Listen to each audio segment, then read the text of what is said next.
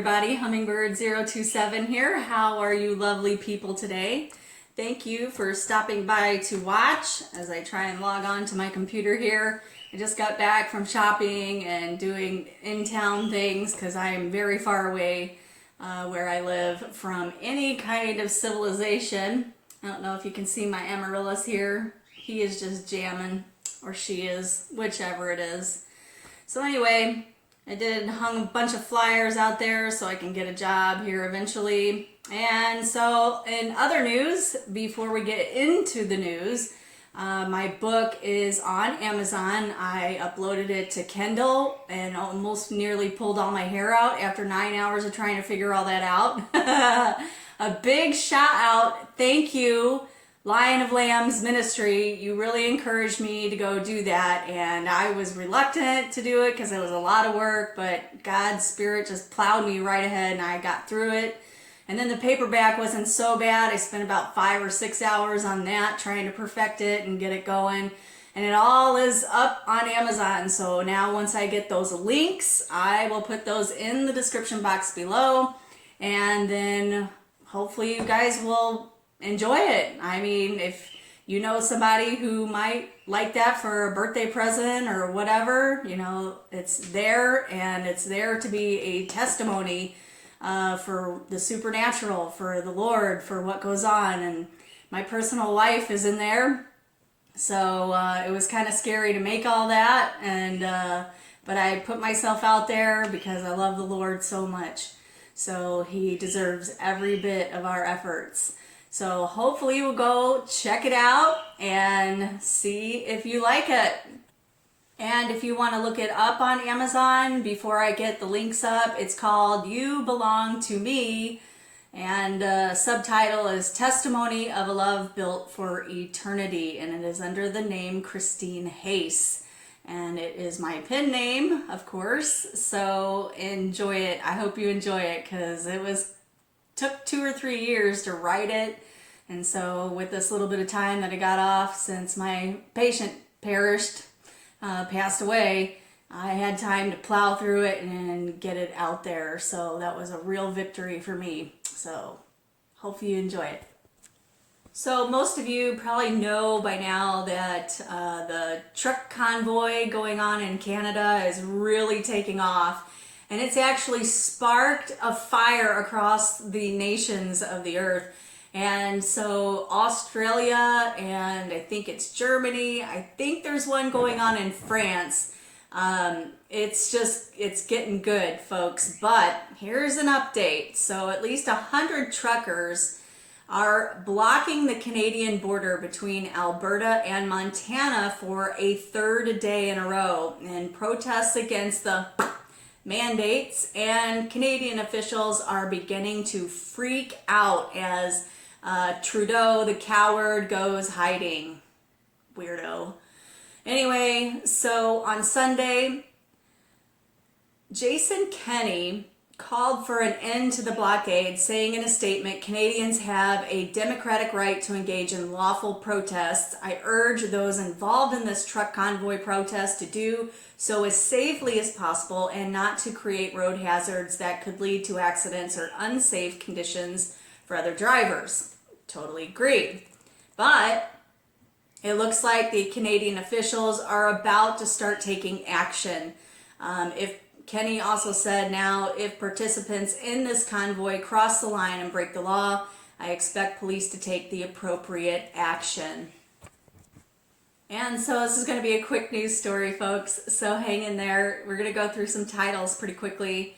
Biden is just designated Qatar as a major non-NATO ally amid efforts to blunt Putin's energy weapon, the same country that was caught red-handed supporting ISIS, according to Hillary's emails.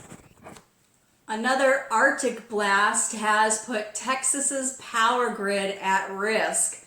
Folks, if you haven't learned by now that you need to get self-sufficient, off-grid, you need to have, Shmita taught me a lot. It taught me how to live off my own food without having to go to the grocery store for a whole year. A whole year. That means you're learning how to make recipes, you're learning how to do things for yourself. You're not relying on these companies to support their chemically induced food products into your body, which should be the temple of God.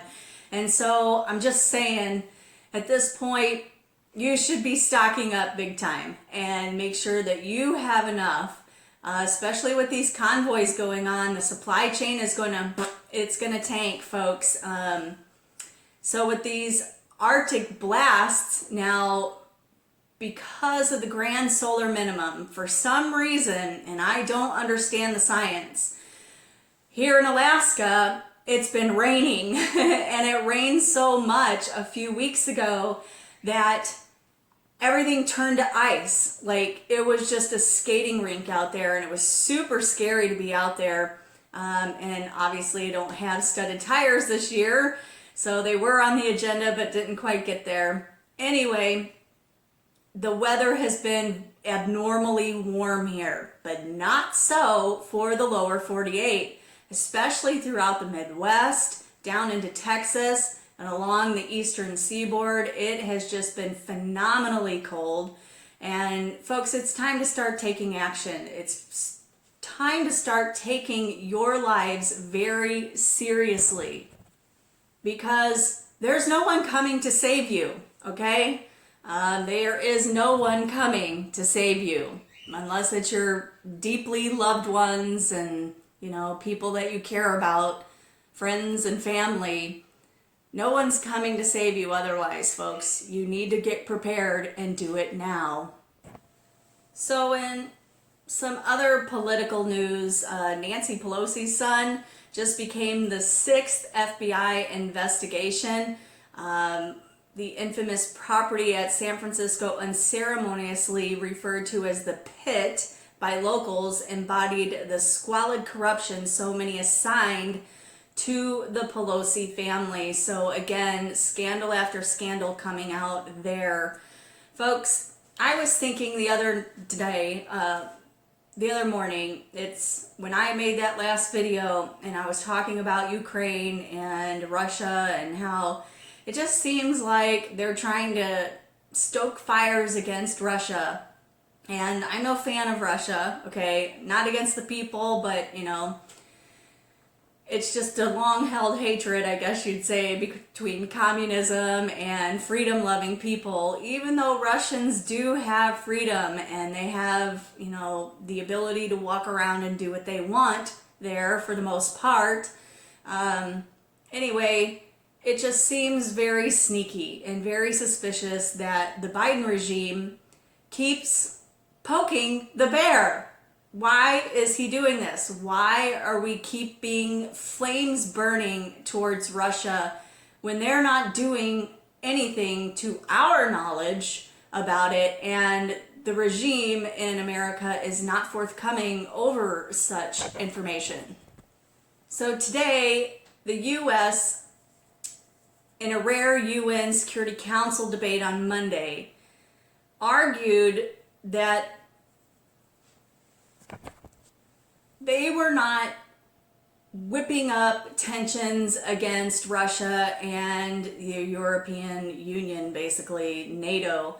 And so the UN Security Council on Monday, which was urged by the US but slammed by Russia as a publicity stunt in order for Moscow to explain itself over what Washington has for weeks asserted are imminent plans to invade Ukraine, Russia's ambassador charged the U.S. as seeking to provoke Russian action.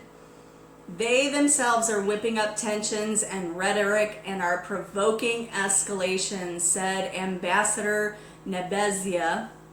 The discussions about a threat of war is provocative in and of itself. You're almost calling for this. You want it to happen. You're waiting for it to happen.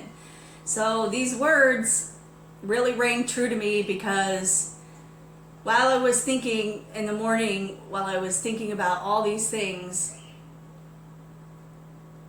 and the vision I had with those weird unicorn, red horse things, whatever they were, all of this provocation is going to lead to something, whether it escalates into war. I mean, it only took one person's life in World War I to start the entire world into flames. And so what is it going to take to start World War III? We have some of those clues in biblical prophecy, like I laid out in the last video about Ezekiel 38 and 39, and the adjacent scriptures that come with that, such as Jeremiah 49 and 50, Isaiah 17, and it just keeps going on and on. But this article really tuned me in. How much of this regime is just stoking fires where there are no fires, where they're just going to light fires so that they can get this great reset into high gear. Apparently, Russia and China are not on board with the Great Reset or the Davos crew. So, with that said, I think what we're going to be seeing here in the next few months, probably, hopefully months and not weeks, we're going to start seeing a big kickback against the elites of the world and fighting against not only the people of the world, but also that of Russia and China. And I think it's going to start getting for real. Either way, how this is going to start playing out, we're seeing Bible prophecy come to pass, like the building blocks to the end of days and Armageddon are in our very near future. Syria is reporting Israeli rocket attacks on Damascus area. The Syrian government media early Monday morning reported, citing a military source, that its air defense had intercepted an Israeli missile barrage targeting the vicinity of the capital Damascus. The attack resulted in material damage. Meanwhile, Lebanese Hezbollah-affiliated Al-Akbar reported the fall of the largest spy network for Israel. According to this, Lebanese internal security has been dismantled. More than 15 Israeli espionage networks, each separate from the other, operating in various Lebanese territories all the way into Syria, in one of the largest security operations carried out since 2009. The other thing I want to warn about is, while the war drums are beating, cyber experts are now warning that Russia may strike the U.S. with a cyber attack if sanctions ensue. So a top cyber security official on Saturday warned that the U.S. is already in a warfare state, not only just civil war and amongst ourselves, being completely divided, and now we are entering a warfare state with the nation states of the world with Russia, and it said it should prepare for cyber attacks coming out of Moscow. The U.S. and NATO allies have promised to hit Russia with swift and severe economic sanctions should the Kremlin violate Ukraine's sovereignty with the military-led incursion. If Russia does indeed go into Donbass region and wave a flag, the U.S. has already promised a series of responses, according to R.P. Eddy, CEO of cybersecurity from Ergo. Some other bit of news to chomp on that I think is very special. Top Putin official says peace with U.S. will only be possible after new world order is established. Hopes that a rock-bottom relations between Moscow and Washington can be turned around are unlikely at present. A top Russian political figure has claimed, arguing that only when a new world order is established will there be less conflict between the two states. Speaking as part of an interview with Ukraine RU this weekend, Pushkov, a close ally of President Putin, who obviously served as chairman of the State Duma Foreign Affairs Committee, cast his views on the current power dynamic on the world stage. Also, the Great Reset, globalist Klaus Schwab explains government takeover of industry in an unearthed video. I'll put the links in the description box below. Check it out.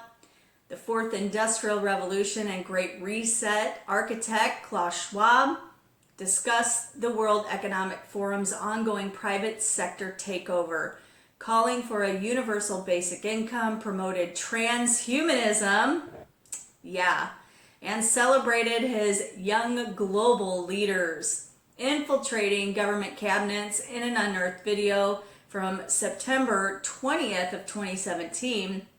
The WEF leaders' comments bragging about penetrating government cabinets through his young global leaders program received the most attention, but there was much more to his comments in these videos below. You can find those at arewelivinginthelastdays.com. So I want to speak a little moment about the transhuman agenda going on. There are some rumors floating around, and a viewer, thank you, you know who you are, I don't want to say her name if you are wanting that. So she ended up writing me and talking to me about the black-eyed children being born to the VA seed. So I don't know if this is a thing. I've seen one story so far in my digging through Google, and I haven't been able to find very much information on this except for tons of disinformation. So whether or not this is a thing that is going on, it is not a huge thing to where they can't hide the news anymore. So if any of you have any information or links to this types of information, please email me in the description box below or comment in the comment section below. And so we'll try and figure this out together. All right, for the last article, I want to talk a little bit about wokeism.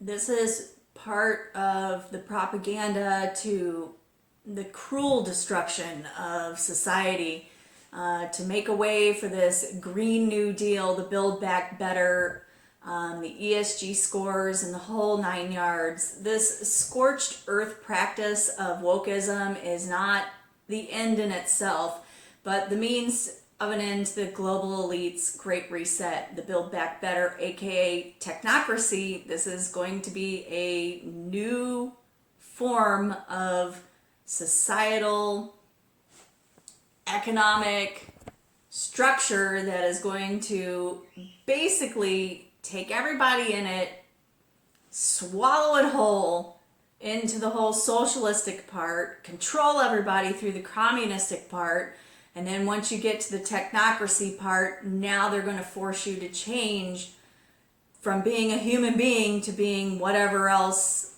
they envision this transhumanism project that they want. This is why I believe the Lord is going to come back before their plans are fulfilled, because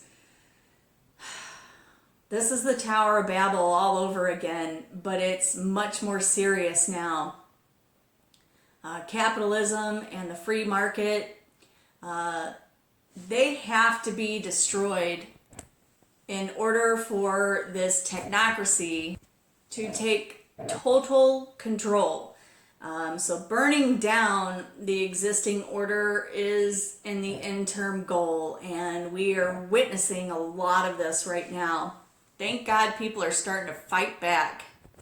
And people are fighting back against basically this wokeism, where in some, wokeism is not about kindness, equity, fairness, or morality. It is a power agenda of the elites of all races for differing reasons. They all have their little piece to the pie, and they rig the game in their own interests without care about anybody who suffers. While rich white people assume that they possess the money, the influence, the networking skills, and all the connections to navigate around a very exclusionary rules they make for others, for them, there are seldom costs. this is anti-whiteism, totally.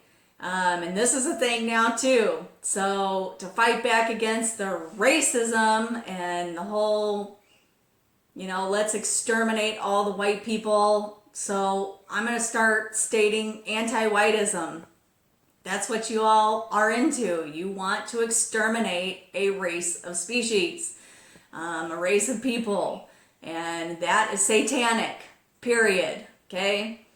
So they get high on the sense of power they wield to engineer the lives of millions, deemed less important than they. And this goes all the way down to Black Lives Matter, Antifa, all of these people who think that they're better than everybody else. And to the degree they feel guilty about their own monopoly of wealth or leisure or such and such, the transient superficial remorse is alleviated by abstracting care for your neighbor. And it doesn't work because they can't truly feel anything for anybody else. They just can't do it. It's not in them. Wokeism is contrary to human nature. It is antithetical to democracy and the constitutional republic. Without public support, it has instead embraced an entire array of cruel Soviet Maoist means to achieve its own self-interested ends. Woke is about racists, eerily emulates the Soviet boilerplate about counter-revolutionaries. Remember the gulags, folks? Yeah, do we really want that to come back in? Do you really want your family and friends to go into the gulags that they're creating all over the countries in every nation? Wokeism's logic is an eternal one of the Boolean Jacobian with his guillotine lists of the revolutionaries unpure, the 19th century lynch mob storming the frontier jail, the Red Guards hounding the counter-revolutionaries, and the forced mental hospitalization of the Soviet Union. Wokeism is a cult. Why would you want to belong to a cult? We've seen what cults do in the past. Just think about Comet Hale-Bopp and Heaven's Gate. You gonna drink the Kool-Aid? Grow up, people. Get a life. Go out and get a job. Be responsible. Have a glorious relationship with your Creator, Maker, and Sustainer, Lord Yeshua HaMashiach, through Yahweh, the Father in heaven. Folks, we are running out of time. If you don't make these preparations now, they're going to be made for you. And you've got to decide what that looks like for you and your family. So I hope this newscast will light a fire under your arse and you get motivated and get it done. Do it now. Do something awesome. Love you all. Maranatha, everyone.